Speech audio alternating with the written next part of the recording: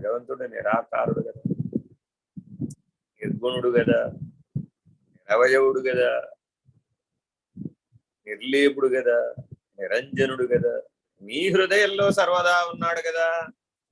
అది నీకు తెలియబడాలి అంటే శక్తి కూటంలో నుంచి, మధ్య కూటంలో నుంచి విరమించాలి, వాగ్భవ కూటం నుంచి కూడా విరమించాలి. అలా కూటత్రయ కళేబరా అన్నారు. అందుకే అమ్మవారి సహస్రనామంలో అందుకే ఈ మాట వాడతారు, కూటత్రయ కళేబరా. అమ్మవారే ఈ కూటత్రయ కళేబరం.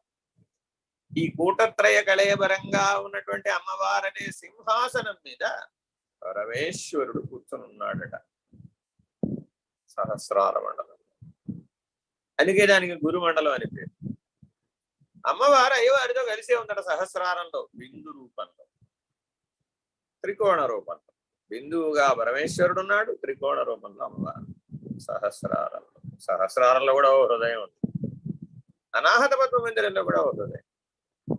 ఇలా అధ్యాత్మ హృదయ స్థానం నీ చైతన్య వికాసాన్ని బట్టి తెలియబడుతుంది. ప్రభరంధ్ర స్థానంలో కూడా ఒక ఆధ్యాత్మ హృదయం, అది అనంత విశ్వానికి సంబంధించిన, కాలచక్రానికి సంబంధించినటువంటి హృదయ పద్మ మందిరం. ఇవన్నీ వికసించాలి, నిర్ణయంగా తెలియాలి, అనుభవంగా తెలియాలి, సంకల్ప శక్తి కలగాలి.